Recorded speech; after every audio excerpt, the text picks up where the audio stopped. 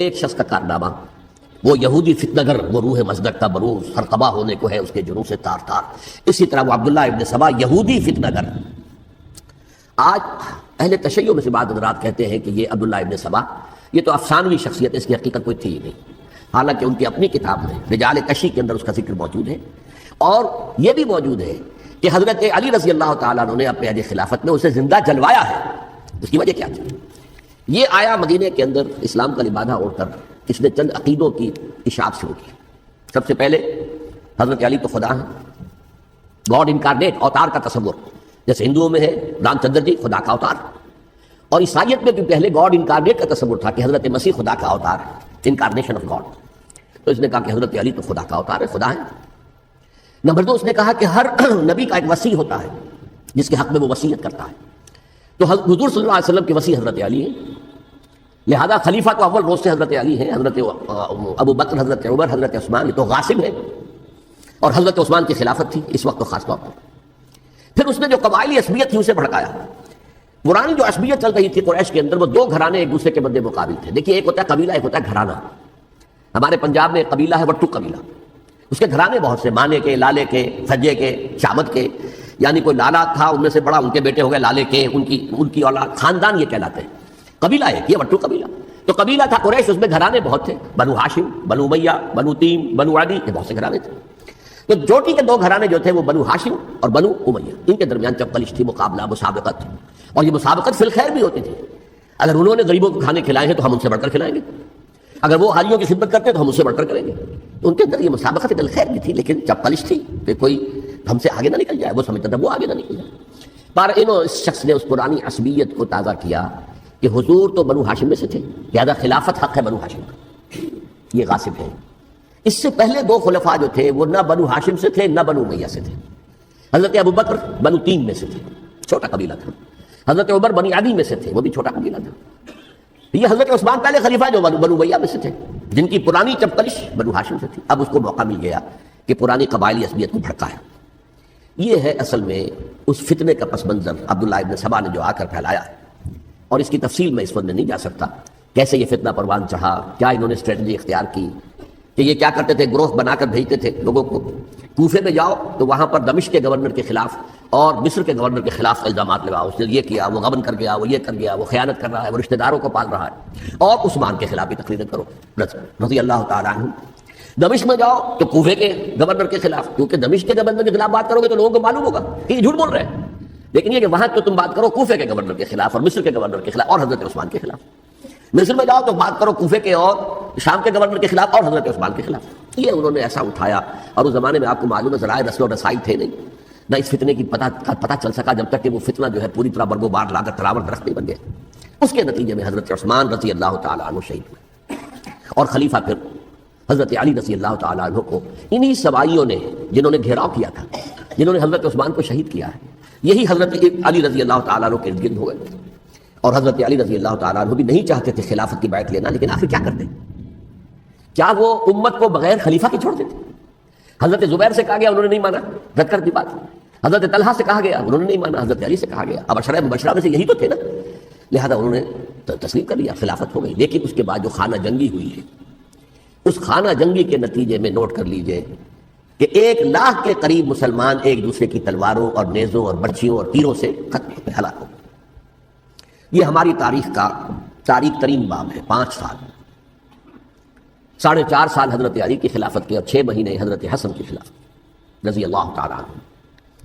اس سے کیا ہوا کہ ایک طرف تو اسلام کی جو توسیع ہو رہی تھی، تھمتا نہ تھا کسی سے سیل رواں ہمارا، وہ سیلاب ہو گیا، انٹرنل سیبوٹاج ہو گئی نا. اب تو اندر ہی آپسی میں اگر دستوں گریبان ہو گئے تو باہر اب کیا توسیع کرتے ہیں، وہ توسیع کا عمل رک گیا.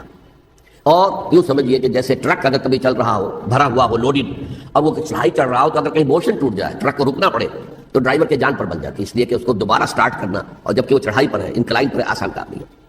خطرہ ہوتا ہے وہ پیچھے جو ہے وہ نہ جائے. اور پہاڑی علاقوں میں آپ کو معلوم ہے ذرا پیچھے چلے جانے کا مطلب جو ہے بہت خطرناک جو ہے نتیجہ نکل سکتا ہے. بہرحال حضرت علی رضی اللہ تعالیٰ عنہ نے اپنے خلافت میں ایک کام یہ کیا. اب اس کی کیا مصلحتیں تھیں یہ تو انہی کے علم میں ہوگا، ہم قیاس کر سکتے ہیں، میں اس میں نہیں جانا چاہتا. ابھی تک خلافت کا مرکز تھا مدینہ منورہ، حضرت ابوبکر، حضرت عمر، حضرت عثمان، وہیں جہاں حضور صلی اللہ علیہ وسلم رہے تھے. اور جہاں پر کہ حضور مدفون تھے. لیکن حضرت علی نے اپنا مرکز جو ہے وہ کوفہ بنا دیا. اچھا، اس کی ایک ظاہری وجہ یہ سمجھ آتی ہے کہ اسلام کا جو پھیلاؤ ہو گیا تھا، وہ سلطنت اتنی وسیع ہو گئی تھی کہ مدینہ منورہ بہت جنوب میں اور بڑے صحرا کو عبور کر کے جانا ہوتا تھا. کوفہ جبکہ ایسی مقام پر تھا کہ جہاں سے مشرقی راستہ جا رہا ایران کو، عراق کے اندر تو ہے وہ شہر کوفہ، اور پھر ایران اور خراسان اور ہندوستان کو راستہ جا رہا ہے، وہیں سے شمال کی طرف جا رہا ہے، شام کی طرف اور ترکی کی طرف، اور وہاں سے پھر یہ کہ مغربی افریقہ کو بھی کنٹرول کرنا جو شمالی افریقہ کو بھی آسان تھا. بہرحال حضرت علی نے کوفہ کو اپنا مرکز بنایا، اور نتیجہ یہ ہوا کہ سبائیوں کا بھی مرکز وہی بن گیا، کیونکہ انہوں نے اپنے آپ کو گردا گرد رکھا حضرت علی کے رضی اللہ تعالیٰ. اب ظاہر بات ہے کسی پرٹیکولر پرسن کے خلاف تو کوئی مقدمہ موجود تھا نہیں، بلکہ جب جنگ جمل ہو رہی تھی، ابھی جنگ نہیں ہوئی تھی، حضرت عائشہ، حضرت طلحہ، حضرت زبیر وہ لے کر آئے تھے لشکر اس مطالبے کے لیے کہ حضرت عثمان کے قاتلوں کو سزا دی جائے، قصاص لیا جائے. حضرت علی رضی اللہ تعالیٰ عنہ سے گفت و شنید ہو رہی تھی. حضرت علی جو ہے اس پر آمادہ ہو گئے کہ ٹھیک ہے، میں جو بھی قاتلین عثمان ہیں ان کو گرفتار کر کے سزا دوں گا. این اسی وقت کوفے کی مسجد کے اندر جو ہے 10,000 کا مجمع کھڑا ہو گیا، ہم سب قاتل عثمان ہیں، لو ہم سے بدلہ کہاں سے لو گے. اور انہوں نے کیا کیا، جاتے ہی جنگ چھیڑ دی. اور جب چھڑ جائے تو یا مرو یا مارو، اس کے سلاوت کو چارہ کار ہوتا ہی نہیں. ایک رات میں 10,000 مسلمان شہید ہوئے، جن میں 2 عشرہ مبشرہ میں سے حضرت زبیر اور حضرت طلحہ رضی اللہ تعالیٰ. تو یہ صورت تھی، سبائیوں نے گھیراؤ کیا حضرت علی کا رضی اللہ تعالیٰ. حضرت معاویہ دعوے دار نہیں تھے خلافت کے، قطعاً نہیں. ان کا صرف ایک دعویٰ تھا، اور وہ یہ تھا کہ عثمان کے قاتلوں کو گرفتار کرو، یا خود سزا دو یا ہمارے حوالے کرو، ہم اس سے قصاص لیں گے. اس لیے کہ قبیلہ بنو امیہ کا تھا، اور حضرت ابی معاویہ بنو امیہ میں سے، تو ایک خاندانی طور پر جو ہے ہم قصاص لیں گے ان سے جنہوں نے قتل کیا ہے حضرت عثمان. لیکن یہاں ظاہر بات ہے کہ حضرت علی رضی اللہ تعالیٰ عنہ کی طرف سے مطالبہ یہ ہوتا تھا تم پہلے میری بیعت کرو، میرے ہاتھ مضبوط کرو تاکہ میں ان کے خلاف کوئی اقدام کر سکوں. لیکن انہیں یہ اندازہ تھا کہ اگر میں نے بیعت کی تو ظاہر بات ہے کہ حضرت علی تک پہنچنے سے پہلے مجھے گردن اڑا دیں گے یہ لوگ، اس لیے کہ سبائی جو ہے وہ آپ کو گھیرے ہوئے. بہرحال ایک عجیب الجھاؤ، ایک ڈائلیما تھا جس کی وجہ سے یہ جنگ چلتی رہی. اور حضرت علی رضی اللہ تعالیٰ عنہ کو انہی کے شیعان علی ہی کے اندر سے وہ جماعت علیحدہ ہوئی تھی جس کو ہم خوارج کے نام سے جانتے ہیں، اور ایک خارجی ملجم ابن ملجم ہی نے حضرت علی کو شہید کیا رضی اللہ تعالیٰ عنہ. پھر حضرت حسن رضی اللہ تعالیٰ عنہ، اب دیکھیے کس قدر صحیح بات تھی جو حضرت علی رضی اللہ تعالیٰ عنہ نے فرمائی جب ان سے کہا گیا کہ کیا ہم آپ کے بیٹے حسن کے ہاتھ پر بیعت کر لیں رضی اللہ تعالیٰ عنہ. فرمایا نہ میں تمہیں اس کا حکم دیتا ہوں نہ میں اس سے روکتا ہوں، یہ تمہارا معاملہ ہے، امرہم شورا بینہم، تم اپنے باہمی مشورے سے جو فیصلہ کرو گے ٹھیک ہے، میں نہ حکم دیتا ہوں نہ روکتا ہوں. اس کا کیا مطلب ہے؟ باپ کے بعد بیٹے کی خلافت ہرگز حرام نہیں ہے، ورنہ کہتے کیسے ہو سکتا میرا بیٹا؟ نہیں، یہ نہیں کہا. حضرت عمر سے بھی کہا گیا تھا کہ اپنے بیٹے کو نامزد کر دیں، عبداللہ ابن عمر کو، تو انہوں نے جواب میں کیا کہا؟ اسے تو طلاق دینی بھی نہیں آتی. انہوں نے اپنی کسی زوجہ کو طلاق دی تھی اور اس میں جو صحیح ترین طریقہ ہے وہ اختیار نہیں کیا تھا. انہیں طلاق دینی تک نہیں آتی تو میں اسے خلیفہ بنا دوں. یہ نہیں کہا تھا کہ باپ کے بعد بیٹا خلیفہ نہیں ہو سکتا، یہ تو نہیں تھا، کہیں حرام نہیں ہے، نہ کتاب و سنت میں، نہ کوئی حدیث ہے، نہ کہیں قرآن مجید میں. تو حضرت علی نے بھی فرمایا رضی اللہ تعالیٰ، نہ میں روکتا ہوں نہ حکم دیتا ہوں، یہ تمہارا اپنا معاملہ ہے. بہرحال حضرت حسن رضی اللہ تعالیٰ عنہ نے حضرت امیر معاویہ سے صلح کر لی، خلافت ان کے سپرد کر دی. دیکھیے میں حضرت ابوبکر، حضرت عمر، حضرت عثمان، حضرت علی کے ساتھ حضرت حسن کے دور خلافت کو بھی خلافت راشدہ میں سے سمجھتا ہوں. اور تبھی 30 سال پورے ہوتے ہیں اس حدیث کے مطابق کہ حضور نے فرمایا خلافت 30 برس رہے گی پھر ملوکیت آ جائے گی. تو حضرت حسن کا بہت بڑا کارنامہ یہ ہے کہ اس خانہ جنگی کا دروازہ بند کر دیا. اور یہ پیشن گوئی تھی حضور کی صلی اللہ علیہ وسلم. حضرت حسن کو جب بچے تھے حضور کے انتقال سے پہلے، میرا یہ بیٹا مسلمانوں کے 2 گروہوں میں صلح کرائے گا، یہ حضور کی پیشن گوئی تھی. اور وہ پیشن گوئی حضرت حسن کے علم میں بھی ہوگی یقیناً. بہرحال انہوں نے صلح کی حضرت امیر معاویہ کے ساتھ رضی اللہ تعالیٰ عنہ، خلافت ان کے حوالے کر دی، اور کچھ شرائط تھیں طے ہو گئی. اللہ خیر صلی اللہ. حضور کی تو یہ پیشن گوئی جو ہے صحیح ثابت ہوئی کہ میرا یہ بیٹا مسلمانوں کے 2 بڑے گروہوں کے درمیان صلح کرا دے گا. اور سبائیوں نے انہیں تانے دیے، یا عار المومنین، اے مومنوں کے لیے موجب عار، موجب شرم، تم نے بزدلی دکھائی ہے، تم نے امیر معاویہ کو خلیفہ تسلیم کر لیا، تم نے بزدلی دکھائی، معاذ اللہ ثم معاذ اللہ ثم معاذ اللہ. اب میں کچھ باتیں حضرت امیر معاویہ کے بارے میں کہنا چاہتا ہوں، اس لیے کہ وہاں اس میں نے حضرت معاویہ کے بارے میں یہ تو بہت شدت کے ساتھ کہا تھا، اور میں اب بھی اس پر قائم ہوں اور پوری طریقے سے قائم ہوں. میرا مستقل موقف یہی ہے کہ حضرت معاویہ رضی اللہ تعالیٰ عنہ کے دور خلافت کو ہم خلافت راشدہ میں شامل نہیں سمجھتے، اہل سنت میں سے کوئی بھی نہیں سمجھتا. لیکن اس کے ساتھ میں نے حضرت امیر معاویہ کے کچھ مناقب بھی بیان کیے تھے تاکہ پلڑا جو ہے ترازو کا اس کے دونوں پلڑے سامنے آ جائیں. لیکن یہ کہ وہ حصہ میرے اس بیان کا نکال دیا گیا، ختم کر دیا گیا. یہ میں نہیں جانتا کہ اس میں کیا مصلحت دیکھی گئی ہے. اس میں تو کسی کے لیے کوئی معاملہ ایسا نہیں تھا کسی کے جذبات کو جو ہے وہ ٹھیس پہنچانے والا. لیکن میں نے کہا وہ خلیفہ راشد نہیں تھے، صاف میں نے کہا بلکہ وہ دور ملوکیت کا آغاز ان سے ہو گیا. بلکہ جب ایک صاحب نے یہ کہا کہ کربلا کے بعد سے دور ملوکیت آ رہی تھی، تو میں نے کہا نہیں جناب، دور ملوکیت تو 20 سال پہلے پوری ہو چکی تھی، شروع ہو چکی تھی. حضرت امیر معاویہ کے بھی 20 سال میں وہ دور ملوکیت میں شمار تھے. انہیں کسری العرب بھی کہا گیا، عرب کے کسریٰ، جو شہنشاہ ایران کا خطاب تھا. حضرت معاویہ رضی اللہ تعالیٰ عنہ کو کسری العرب کہا گیا، عرب کا کسریٰ یہ. لیکن دوسری طرف یہ ہے کہ وہ صحابی رسول رضی اللہ تعالیٰ حضور کے برادر نسبتی بھی ہیں، حضور کے سالے ہیں. ان کی ہمشیرہ ام حبیبہ حضور کی زوجہ محترمہ ہیں، ام المومنین ہیں، ام حبیبہ رضی اللہ تعالیٰ عنہ. پھر کس قدر معتمد علیہ تھے حضور کے کہ کاتبان وحی میں شامل تھے. وحی کی کتابت کرنے والے چند لوگ تھے جنہیں کہ حضور کہتے تھے کہ اب یہ آیت لکھ لو. ان میں سے ایک امیر معاویہ رضی اللہ تعالیٰ. تو بڑے توازن کی ضرورت ہے. دیکھیے صحابہ کرام کا جہاں تک تعلق ہے، اہل سنت کا موقف یہ ہے کہ صحابہ تو کلہم عدول، صحابہ سب کے سب نیک نیت ہیں، اور ان کی روایت جو ہے قبول کی جائے گی، رد نہیں کی جائے گی، ان پر کوئی جرح و تعدیل نہیں ہوگی. اس لیے کہ ان کا تزکیہ محمد رسول اللہ صلی اللہ علیہ وسلم نے کیا تھا. لہذا یہ تو ہو سکتا ہے کہ کسی صحابی سے کوئی خطا ہو جائے، لیکن وہ خطا اجتہادی ہوگی، نیت کی خطا نہیں ہوگی، نیت کی غلطی نہیں ہوگی. اگر کسی صحابی کی نیت پر حملہ کیا جائے تو یہ اصل میں تان ہے، حملہ ہے حضور پر کہ وہ تربیت دے نہیں سکے اپنے ساتھیوں کو. معاذ اللہ ثم معاذ اللہ ثم معاذ اللہ، وہ تزکیہ کر ہی نہیں سکے. 3 جگہ جو قرآن میں آیا ہے یتلو علیہم آیاتہ و یزکیہم، تو کیا تزکیہ کیا؟ اگر ان کے قریب ترین ساتھی جو تھے، اگر ان کے اندر بھی بدنیت تھی اور دنیا کی طلب تھی اور دنیا کے اندر اقتدار حاصل کرنے کا جذبہ تھا، تو پھر کیا تزکیہ کیا؟ معاذ اللہ ثم معاذ اللہ. لہذا صحابہ سب کے سب عدول ہیں اور ان سے اختلاف ممکن ہے، لیکن ان کی نیت پر حملہ نہیں ہو سکتا. تو حضرت امیر معاویہ کی شخصیت ایک چیز ہے، آپ کا دور خلافت دوسری چیز ہے. شخصیت کے اعتبار سے صحابی رسول ہیں، برادر نسبتی ہیں حضور کے صلی اللہ علیہ وسلم. اور پھر یہ کہ اس قدر معتمد علیہ ہے صحابہ میں سے کہ وہ کاتبان وحی، یہ عام آدمی کے کرنے کا کام نہیں تھا جو وحی کی کتابت کرے، اللہ کے کلام کی. البتہ یہ ہے کہ جیسا کہ میں نے عرض کیا، ان کا دور خلافت راشدہ نہیں ہے، وہ ملوکیت کا دور ہے. یہ میں نے جیسا کہ عرض کیا، میں نے ایک صاحب نے جب یہ کہا کہ ملوکیت شروع ہو رہی تھی، شروع نہیں ہو رہی تھی، ملوکیت تو 20 سال پہلے شروع ہو چکی تھی. اسی طریقے سے ایک صاحب نے کہا تھا اسلام کو قائم کرنے کے لیے حضرت حسین میدان میں آئے. میں نے کہا یہ بھی غلط ہے، اسلام تو 60 سال پہلے قائم ہو چکا تھا. نبی اکرم صلی اللہ علیہ وسلم کے دستے مبارک سے اسلام قائم ہو گیا. جعل الحق وزهق الباطل ان الباطل کان زهوقا. پھر 30 برس تک وہ کامل شکل کے اندر قائم رہا. تو اسلام جو ہے وہ در حقیقت اب قائم کرنے والی بات نہیں تھی. البتہ اس کے اندر زوال شروع ہو گیا تھا. اس زوال کے عمل کو روکنے کے لیے حضرت حسین میدان میں آئے. یہ چیز کو صحیح تاریخی پرسپیکٹو میں رکھنا.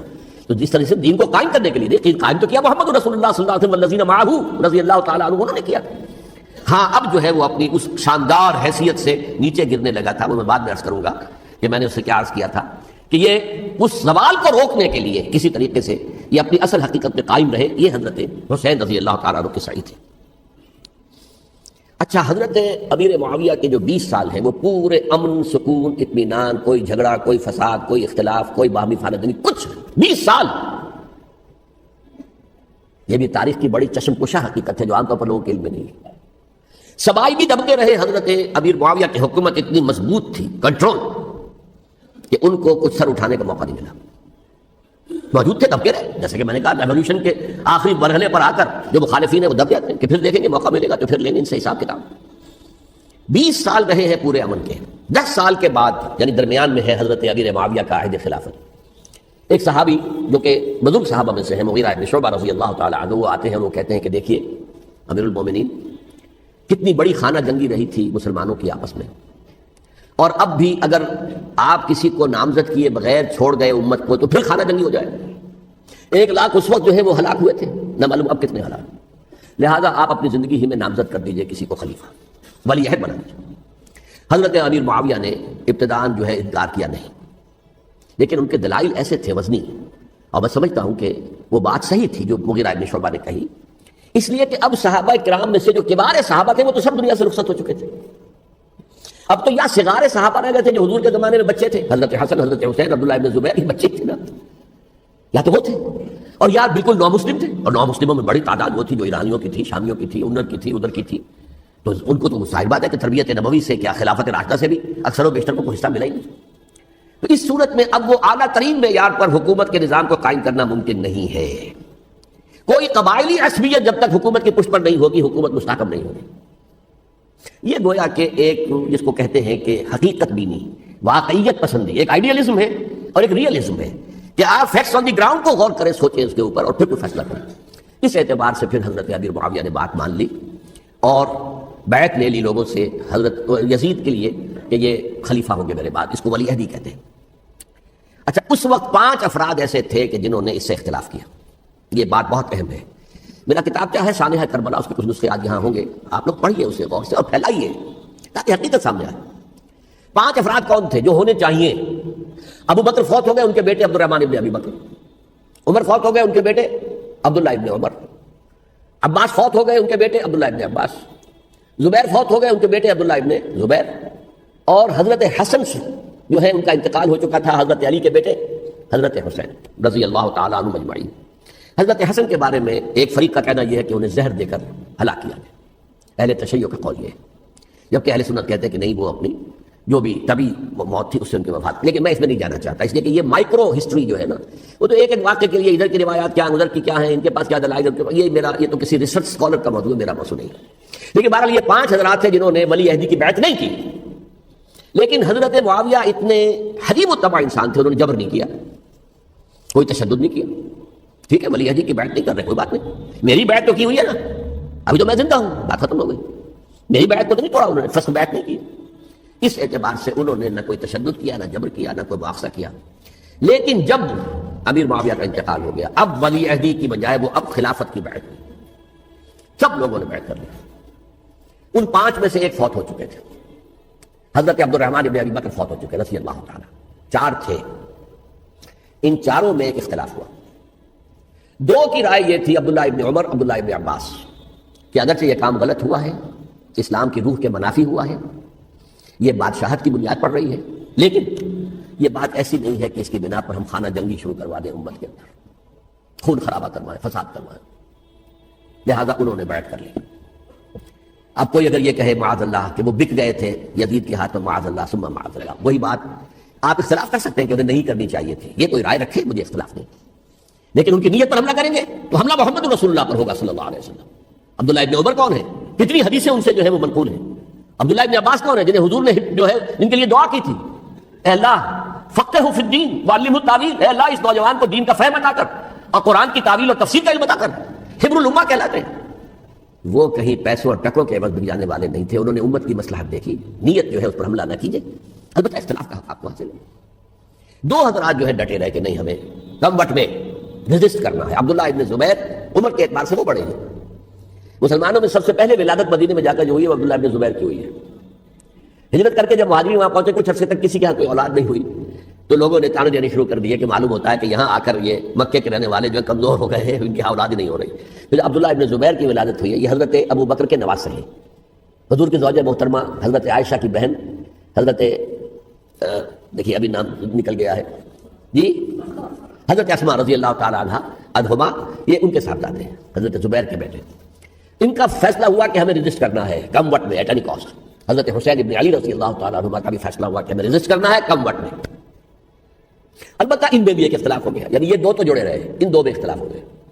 عبداللہ ابن زبیر کا کہنا یہ تھا کہ ہمیں حجاز میں رہنا چاہیے، یہ سرزمین ہے جس میں نبوت کی برکات سب سے زیادہ ہیں، یہاں ہم مضبوط قلعے کے اندر ہیں، ہمیں یہاں سے جو ہے ریزسٹ کرنا چاہیے اور ختم کرنا چاہیے اس نظام کے اندر جو خرابی آ گئی ہے. حضرت حسین رضی اللہ تعالیٰ عنہ کے پاس خطوط کا تانتا بنا ہوا تھا، کوفے سے لوگ خط لکھ رہے تھے، آئیے آئیے آئیے، ہم آپ کے ہاتھ پر بیعت کریں گے، ہم آپ کے ہاتھ پر بیعت کریں گے، ہم آپ کے ہاتھ پر بیعت کریں گے. یہی وہ کوفہ جو حضرت علی کا دارالخلافہ رہا تھا اور جو پھر سبائیت کا گڑھ بن گیا تھا. چنانچہ حضرت حسین نے حضرت مسلم بن عقیل کو بھیجا وہاں پر کہ میرے نمائندے کی حیثیت سے جا کر وہاں پر بیعت لو. 10-12 ہزار افراد نے بیعت کر لی. لیکن اس کے بعد یزید کی طرف سے گورنر بنا کے بھیجا گیا ابن زیاد کو. ابن زیاد نے آ کر جو تشدد کیا اور سختی کی تو سب کے سب بیعت توڑ کر اور سب منحرف ہو گئے. مخلصین تو تھے نہیں، الکوفی لایوفی، کوفی جو ہے وہ تو کوئی وعدہ وفا کرنے والا ہوتا ہی نہیں، بیعت توڑ دی. فمن نقص فانما ينقص على نفسه، بیعت کے بعد بیعت توڑ دینا بہت بڑا گناہ ہے، توڑ دی. ادھر اطلاع مل گئی حضرت حسین کو، چل چکے تھے، وہ راستے میں تھے کہ وہاں تو مسلم بن عقیل شہید ہو گئے اور سب لوگوں نے بیعت توڑ دی. اب واپس جانا چاہتے تھے لیکن مسلم بن عقیل کے بیٹے جو ہے اڑ گئے. یہ عرب کی اپنی ایک جو ہے پرانی ان کی حمیت اور ان کا قبائلی نظام کہ اب ہم اپنے والد کے خون کا قصاص لیے بغیر نہیں جائیں گے. حضرت حسین رضی اللہ تعالیٰ عنہ کی مروت اور شرافت، یہ میرا ساتھ دینے کے لیے آئے تھے، اب میں ان کا ساتھ نہ دوں تو یہ تو شرافت اور مروت کے خلاف ہے. کہا اچھا چلو چلتے. وہاں جا کر بھی عین اپنے میدان کے اندر بھی حضرت حسین رضی اللہ تعالیٰ عنہ نے 3 چیزیں پیش کی ان کوفیوں کے لشکر کے خلاف. سب سے بڑا لشکر کے اندر سب سے بڑے تو کوفی تھے جنہوں نے بیعتیں کی ہوئی تھی حضرت حسین کے ساتھ. دیکھو مجھے جانے دو واپس حجاز کی طرف، یا مجھے سرحدوں پر بھیج دو تاکہ میں کافروں کے ساتھ جنگ کرتے ہوئے اپنی جان دے دوں، یا مجھے یزید کے پاس جانے دو، میں اپنا معاملہ اس سے طے کر لوں. لیکن کوفیوں کو یہ گوارا نہیں تھا. اگر یہ یزید کے پاس پہنچ گئے تو ہمارا کچا چٹھا بیان کر دیں گے کہ مجھے تو ان لوگوں نے برگلا کر بلایا تھا. اس لیے کہ دیکھیے حضرت امیر معاویہ کے 20 سالوں کے دوران میں بتا چکا ہوں، ان کی حکومت اتنی مستحکم تھی کہ اس کے خلاف کوئی فتنہ اٹھانا ممکن نہیں تھا. اب کیونکہ چینج اوور ہوا تھا، اور چینج اوور میں آپ کو معلوم ہوتا ہے کہ ایک جس کو کہتے ہیں every thing is in the melting پاٹ، ابھی تو یہ درمیان کے اندر معاملہ ہے، تو انہیں موقع ملا سر اٹھایا حضرت حسین رضی اللہ تعالیٰ عنہ کو، جو خطوط لکھے جس کے تھیلے کے تھیلے اور بوریوں کی بوریاں بھری ہوئی حضرت حسین کے ساتھ تھی، وہ کہا کہ آئیے ہم آپ سے بیعت کریں گے. انہوں نے نہیں مانا. اور اصل میں حضرت حسین کے قاتل وہ کوفی ہیں، وہ بزدل، وہ منافق جنہوں نے بیعت کر کے بیعت توڑی. اور اب وہ آ گئے کہ اگر یہ حسین رضی اللہ تعالیٰ عنہ بچ کر کہیں یزید کے پاس پہنچ گئے تو پھر ہمارا کچا چٹھا جو ہے وہ سامنے آ جائے گا اور ہماری پھر شامت آ جائے گی. لہٰذا انہوں نے قتل کیا حضرت حسین کو رضی اللہ تعالیٰ. ایک بات جو علامہ ڈاکٹر قلب صادق نے فرمائی، اور مجھے میرے علم میں یہ بات پہلے نہیں تھی، وہ یہ کہ حضرت حسین کے قتل کا فتویٰ ایک بہت بڑے مفتی نے دیا تھا. یہ بات بھی ذرا سمجھ لیجیے. حضرت حسین رضی اللہ تعالیٰ عنہ کے قتل کا فتویٰ ایک بہت بڑے مفتی نے دیا تھا. کیوں دیا تھا؟ اس لیے کہ حضور کی احادیث موجود ہیں کہ جب ایک شخص کی ایک خلیفہ کی بیعت ہو جائے تو دوسرا اگر کھڑا ہو تو اسے قتل کرو. کھلی حدیث. اسی لیے ایک بہت بڑے مفسر بھی ہیں، فقیہ بھی ہیں، قاضی ابن العربی رحمۃ اللہ علیہ. ایک ابن عربی ہیں الف لام کے بغیر، ابن عربی، وہ بہت بڑے صوفی ہیں، فلسفی ہیں، اندلس کے ہیں. یہ قاضی ابن العربی ہیں جنہوں نے قرآن کی ایک تفسیر لکھی ہے اس اعتبار سے کہ صرف ان آیات کی تفسیر جن سے کہ فقہی احکام جو ہے ان کا استنباط ہوتا ہے. یہ 2 تفسیریں اس طور سے لکھی گئی ہیں قرآن مجید کی. احکام القرآن ان کا نام ہے دونوں کا.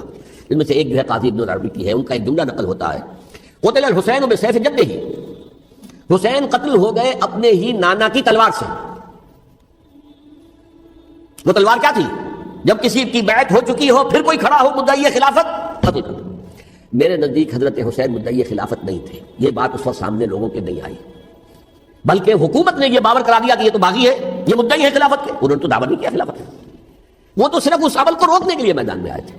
اور اس بات کو اچھی طرح سمجھ لیجئے کہ اس وقت تک یہ جو تصور آج ہمارے پاس ہے کہ ریاست علیحدہ ہے، حکومت علیحدہ ہے، state of Pakistan, we are loyal to the state of Pakistan, ہم ریاست پاکستان کے وفادار ہیں، گورنمنٹ آف پاکستان کے وفادار نہیں ہے. We are not loyal to the government. Government تو کبھی بے نظیر کی تھی، ہم اس کے خلاف تحریک چلا رہے تھے، یا کبھی کسی اور کی تھی اس کے خلاف تحریک چل رہی ہے، یا کبھی ضیاء الحق کی تھی اس کے خلاف تحریک چل رہی ہے. گورنمنٹ کو بدلنا تو عوام کا حق ہے آج، اس وقت نہیں تھا. اس وقت ریاست اور حکومت کا کوئی فرق نہیں تھا. لہذا جو حکومت سے اختلاف کرے گویا کہ باغی ہے. یہ ہے اصل میں وہ پیچیدہ مسئلہ کہ کیوں کسی مفتی نے فتویٰ دے دیا. اس لیے کہ اس وقت تک ریاست اور حکومت کا فرق واضح نہیں تھا دنیا پر. یہ تو ابھی کوئی 100-150 سال کی بات ہے کہ آج ہمارا جو پولیٹیکل سائنس کا ایولیوشن ہوا ہے وہ اسٹیج تک پہنچ گیا ہے کہ اسٹیٹ علیحدہ ہے، حکومت علیحدہ ہے. حکومت تو اسٹیٹ کے 3 آرگنز میں سے ایک آرگن ہے.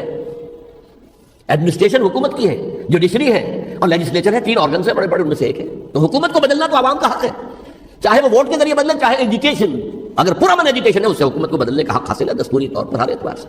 اس وقت یہ نہیں تھا. لہذا صورتحال یہ بن گئی کہ حکومت وقت نے باور کرا دیا مسلمانوں کو. ورنہ سوچئے نواسۂ رسول کو قتل کرنا کوئی آسان کام تھا. آخر سب کلمہ گو تھے کہ نہیں تھے؟ کلمہ گو تو تھے نا، اور حضور سے عقیدت اور محبت میں کمی. لیکن یہ کہ فتویٰ اگر ایک بہت بڑے مفتی کا جو کہ حضرت علامہ ڈاکٹر قلب صادق صاحب نے فرمایا، مجھے اس مفتی کا نام بھی معلوم نہیں کہ ایک مفتی ہی کا فتویٰ تھا وہ، جس کے بنا پر اب ان لوگوں نے حضرت حسین کو قتل کیا. اور یہی وجہ ہے کہ انہوں نے پھر خیموں کو بھی آگ لگا دی. بھائی حالانکہ دیکھیے اگر دشمنی کا انتقام ہوتا تو حضرت علی بن حسین جو بیمار تھے، جو بعد میں زین العابدین رحمۃ اللہ علیہ کے نام سے پھر یہ اہل تشیع کے چوتھے امام معصوم ہیں، حضرت علی، حضرت حسن، حضرت حسین، اور پھر حضرت علی بن حسین زین العابدین رحمۃ اللہ علیہ، کیا ان کو بھی قتل کر دیتے؟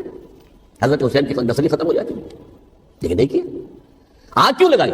آگ اس لیے لگائی کہ وہ جو ڈاکومنٹری پروف ہے ہماری غداری کا یزید کے خلاف حضرت حسین کو جو ہم نے دعوت دی، وہ جو ڈاکومنٹری پروف خطوط کی شکل میں موجود ہے وہ ختم ہو جائے، ڈسٹرائے ہو جائے. اس کے لیے انہوں نے خیموں میں آگ لگائی. بہرحال یہ ہے تاریخی پس منظر. یہ اسی سبائی فتنے کا تسلسل ہے جس نے سب سے پہلے حضرت عثمان کی جان لی رضی اللہ تعالیٰ عنہ. 5 سال تک مسلمانوں میں خانہ جنگی رکھی، حضرت علی کو پھر شہید کیا، اور اس کے بعد جو ہے 20 سال حضرت امیر معاویہ کے تو سر نہیں اٹھا سکے، لیکن پھر جب ایک چینج اوور ہو رہا تھا تو اس وقت انہوں نے موقع غنیمت سمجھا کہ اب کھڑے ہو جاؤ اور اب دوبارہ ایک فتنہ جو ہے اس کو امت کے اندر پیدا کر دو۔ اچھا، اس معاملے میں ایک بات جو میں نے وہاں کہی کہ ہمارے ہاں شاعرانہ جو مبالغہ آمیزی ہے، یہ میری گفتگو کا حصہ انہوں نے حذف کر دیا ہے۔ اور میں نے ایک سنی شاعر، بہت بڑے عالم، جن کے حوالے سے آج بھی میری تقریر ہوگی خالد جناح ہال میں، مولانا محمد علی جوہر کے ایک شعر کے حوالے سے کہا کہ قتل حسین اصل میں مرگ یزید ہے، اسلام زندہ ہوتا ہے ہر کربلا کے بعد۔ میں نے کہا بالکل محمل شعر ہے، اسلام مرا ہی نہیں تھا، زندہ ہونے کا کیا سوال؟ اور اگر کسی درجے میں مزمحل یا زخمی ہوا تھا تو وہ تو رہا، کربلا کے بعد بھی رہا، یزید کی حکومت بھی رہی، بنو امیہ کی حکومت بھی چلی، وہ تبدیلی تو نہیں آئی۔ یہ کیا کہہ رہے ہیں؟ اسلام زندہ ہوتا ہے کربلا کے بعد؟ میں نے کہا اسلام مرا نہیں تھا۔ جیسے میں نے یہ کہا کہ ملوکیت جو ہے وہ اب شروع نہیں ہوئی، ملوکیت تو 20 برس پہلے شروع ہو چکی تھی حضرت امیر معاویہ کے، لیکن ظاہر بات ہے کہ حضرت حسن نے، حضرت حسین نے اس کو قبول کیا، اور حضرت حسین نے تو پھر 10 سال تک ولی عہدی جو تھی چاہے بیعت نہیں کی لیکن اس کے خلاف میدان میں آ کر چیلنج تو نہیں کیا۔ اس اعتبار سے یہ معاملہ جو ہے اسلام زندہ ہوتا ہے کربلا کے بعد، یہ بے تکی بات ہے۔ ہاں، حضرت شاہ اسماعیل شہید رحمۃ اللہ علیہ کی اگر میں تشبیہ کو، تمثیل کو سامنے رکھوں تو اسلام کی عمارت 6 منزلہ ہے، 6ٹی منزل ٹاپ کی وہ گر گئی، 5 منزلیں انٹیکٹ تھیں، اسلام مرا نہیں تھا۔ عدالت میں شریعت کے مطابق فیصلے ہو رہے تھے، قاضی تھے، مفتی تھے، شریعت نافذ تھی، اسلام کیا مرا تھا؟ جبکہ خود کہہ رہے ہیں علامہ کلب صادق کے ایک مفتی کے فتوے سے حضرت حسین کو قتل کیا گیا۔ اب وہ مفتی کی رائے، اس کی بدنیتی ہو، جو بھی ہو، وہ جانے، اللہ جانے، لیکن عام مسلمان کیا کریں؟ اس پہلو سے اسلام مرا نہیں تھا۔ ہاں، ایک منزل گر گئی تھی، وہ گری نہیں، 1000 برس تک گری نہیں، یہاں تک کہ آ کر مغربی امپیریلزم نے اس کے گرایا، ملوکیت کا معاملہ ختم کیا اور وہ جبرین ملوکیت دوسری آ گئی، ورنہ وہی بادشاہی چلی ہے۔ بلکہ دور بنو امیہ میں وہ بادشاہی پوری طرح اس نے بالوں پر نہیں نکالے تھے، اصل بالوں پر تو اس نے نکالے ہیں دور بنو عباس میں آ کر، اور پھر سلاطین جو ہے ترک، جو ترک خلفاء ہیں، ان کا بھی بادشاہت تھی اور کیا تھا، وہ خلافت تو نہیں تھی۔ تو یہ تو اسلام میں جو بھی نقص واقع ہو گیا تھا، کبھی واقع ہو گئی تھی، وہ جو کی توں برقرار رہی، اس کو بھی تسلیم کیا۔ میں اللہ کا شکر ادا کر کے کہتا ہوں کہ دونوں حضرات، دونوں شیعہ دانشور اور بڑی اعلیٰ سطح کے جو شیعہ عالم تھے، انہوں نے اس بات کو تسلیم کیا اور میری اس بات کو چیلنج نہیں کیا۔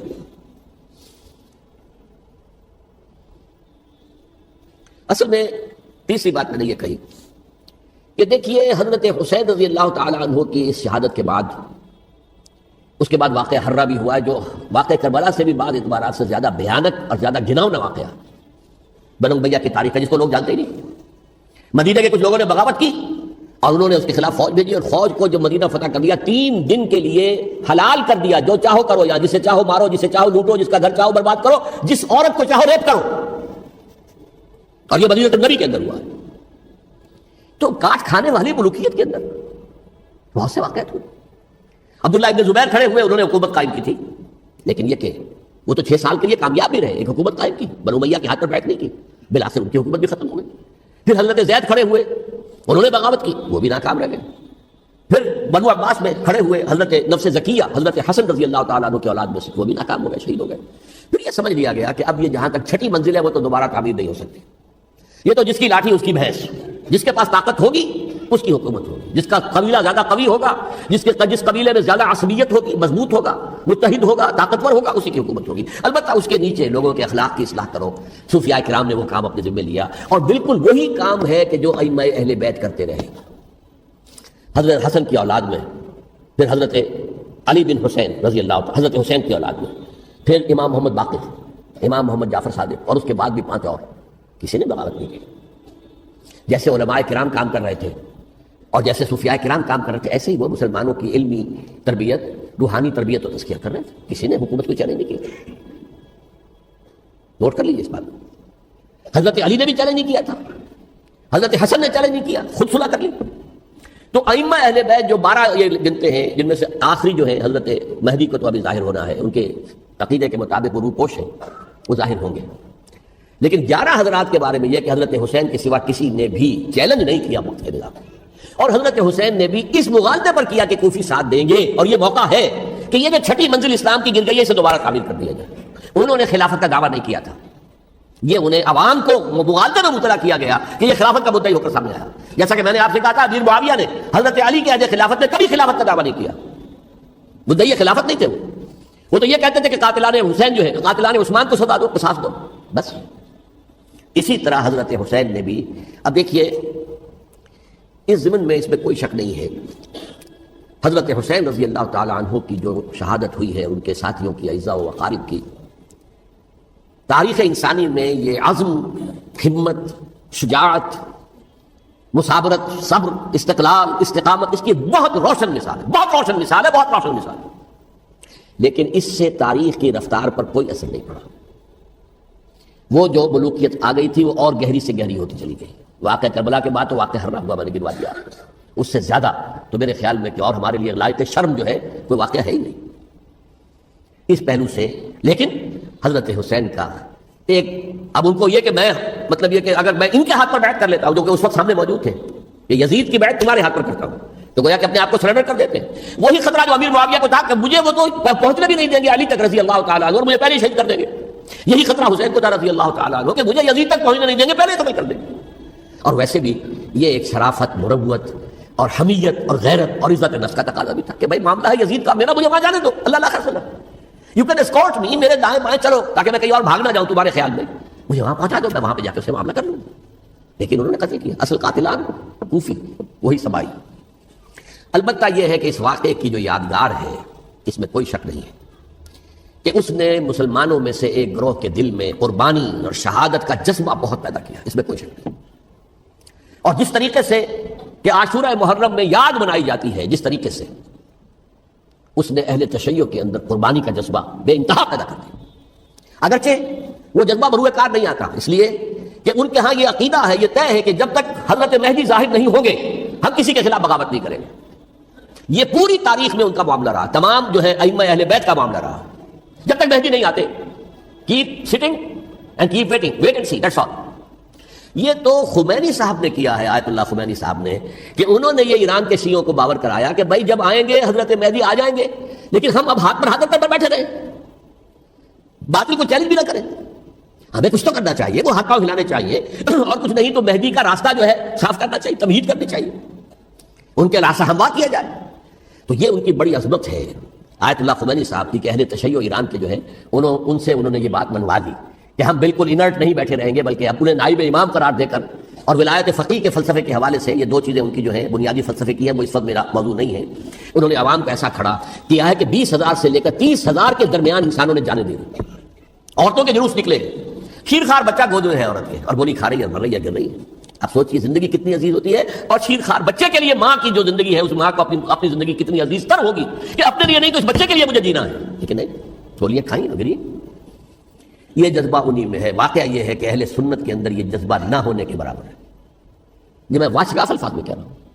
پورے عالم اسلام میں صرف شیعہ ایران ایسا نکلا ہے کہ جس نے بادشاہت کا خاتمہ کیا، باقی سعودی عرب میں بادشاہت بیٹھی ہوئی ہے، ڈٹ کر بیٹھی ہوئی ہے، اربوں ڈالر کا ایک ایک محل بنتا ہے بادشاہوں کا، اور سنی سن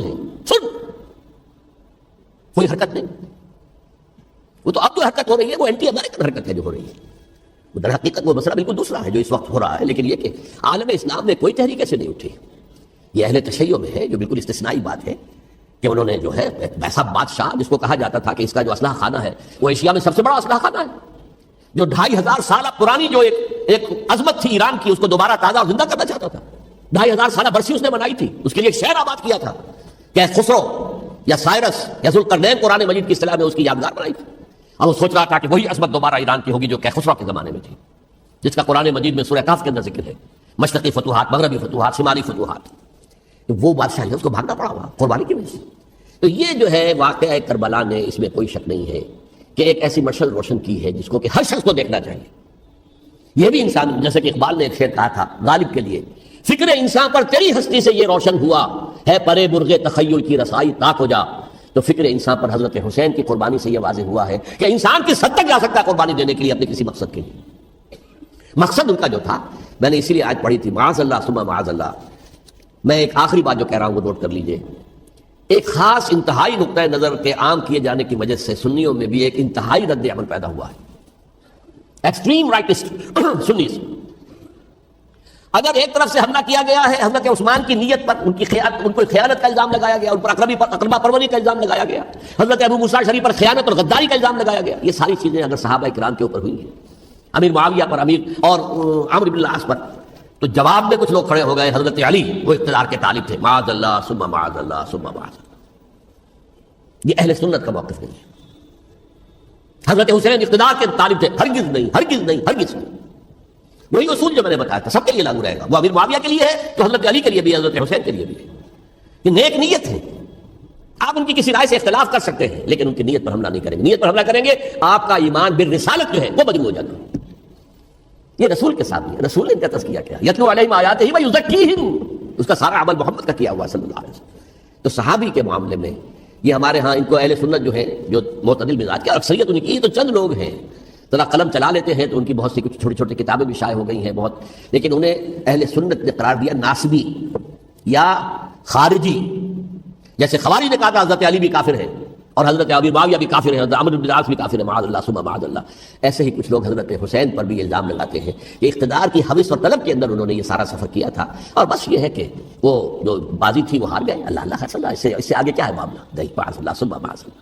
اس لیے میں نے آیت آج جو پڑھی تھی ایک اور جو بہت بظاہر آپ کو معلوم ہوئی ہوگی، غیر متعلق ہے میرے آج کے عنوان سے، تلک الدار الآخرۃ نجعلھا للذین لا یریدون علوا فی الارض ولا فسادا. یہ سورہ قصص کی آخری آیات میں سے. دیکھو یہ آخرت کا گھر جو ہے وہ ہم خاص کر دیں گے ان لوگوں کے لیے جو اس زمین میں اپنے اقتدار کے طالب نہیں ہوتے. زمین میں اقتدار کے طالب ہوگے فساد ہو جائے گا. تم بھی طالب، میں بھی طالب، جھگڑا ہوگا، لڑائی ہوگی، دنگا ہوگا، فساد ہوگا. تلک الدار الآخرۃ نجعلھا للذین لا یریدون علوا فی الارض ولا فسادا. جو لوگ زمین میں اپنے اقتدار کے طالب اور اس کے نتیجے میں فساد پیدا کرنے والے نہیں ہیں ان کے لیے ہم نے آخرت کا گھر خاص کیا ہے. والعاقبۃ للمتقین، اور عاقبت جو ہے انجام کار آخرت جو ہے وہ تو متقیوں کے لیے ہے. اسی میں آئیں گے سب صحابہ کرام، خواہ وہ حضرت علی ہے رضی اللہ تعالیٰ عنہ، اور خواہ وہ حضرت امیر معاویہ ہیں، حضرت عثمان ہیں رضی اللہ تعالیٰ عنہما، خواہ حضرت حسن ہے، حضرت حسین ہے رضی اللہ تعالیٰ عنہما، خواہ عبداللہ ابن زبیر ہے، خواہ عبداللہ ابن عباس ہے، خواہ عبداللہ ابن عمر ہے رضی اللہ تعالیٰ عنہم اجمعین.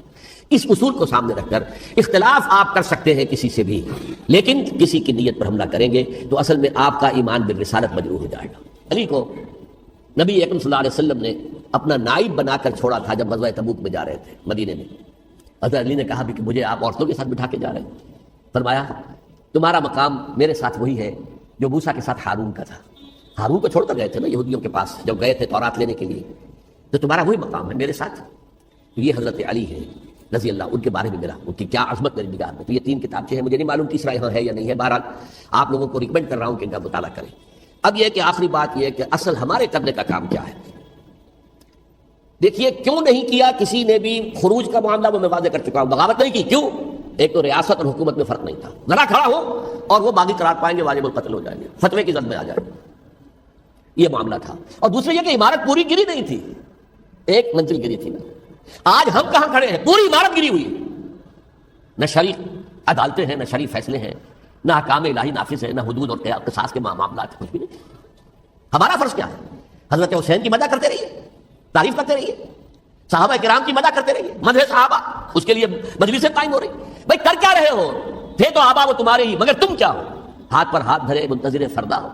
تلک امۃ قد خلت لہا ما کسبت ولکم ما کسبتم. وہ تو ایک امت تھی جو چلی گئی، اللہ کے ہاں پہنچ گئے. جو کچھ انہوں نے کمایا وہ ان کے لیے، تمہارے لیے نہیں ہے. تمہارے لیے وہ ہوگا جو تم کماؤ گے. ہمارے لیے راستہ اب یہی ہے کہ خلافت راشدہ کے مکمل نظام کو اثر نو قائم کرنے کے لیے منہج انقلاب نبوی کو اختیار کریں. میری کتاب اس پر، کیسٹس اس پر، آڈیو کیسٹس، ویڈیو کیسٹس، سی ڈیز، نہ معلوم ڈی وی ڈی، سب کچھ موجود ہے.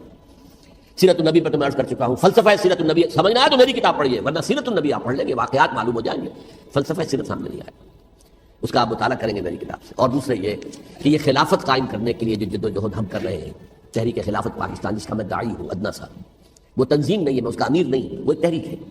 جیسے تحریک پاکستان کہلاتی تھی جس کی تنظیم تھی مسلم لیگ، پارٹی کا نام مسلم لیگ تھا، لیکن تحریک پاکستان. اس طرح تحریک خلافت پاکستان وہ ہم نے چلائی ہے تنظیم اسلامی کے تحت. یہ خلافت جب پہلی چلی تھی آج سے 84 سال قبل، نومبر 1921 میں خالد دینا ہال میں وہ مقدمہ چلا تھا، جس کے نتیجے میں بڑے بڑے جو لیڈر تھے ہمارے، مولانا محمد علی جوہر اور مولانا حسین المدنی اور مولانا ابوالکلام آزاد، ان سب کو 2 سال کی قید کی سزا سنائی گئی تھی. بغاوت، مقدمہ بغاوت، یہ خالد دینا ہال. اسی میں سن 91 یا 92 میں نے 3 دن تقریریں کی تھیں، جن میں آج سے پھر میں 3 تقریریں کرنے والا ہوں. ایک آج شام کو، ایک کل شام کو رات 9 بجے آج بھی کل بھی ایک پرسوں اتوار کی صبح کو 10 بجے ہے کیا 11 بجے، تو عید میں آپ حضرات شرکت فرمائیں، تاکہ اصل جو ہمارے کرنے کا کام ہے، تاریخ کو بھی سمجھنا چاہیے، تاریخ کے عوامل کیا ہیں، کیا پس پردہ عوامی کار فرما تھے، کیا کسی شے کی اصل حقیقت ہے، وہ سمجھنا چاہیے۔ لیکن یہ ہے کہ اس اعتبار سے میں نے جب یہ لفظ استعمال کیا تھا اس مذاکرے میں، لپ سروس، کہ یہ ہم صرف لپ سروس کرتے رہے، مدح کے بیان کرتے رہے، منقبت بیان کرتے رہے، حضور کی نعتیں کہتے رہے، اس سے تو بات نہیں بنے گی جب تک کہ وہ فرض منصبی شہادت علی الناس کا جو ہمارے ذمے ہے بحیثیت امت محمد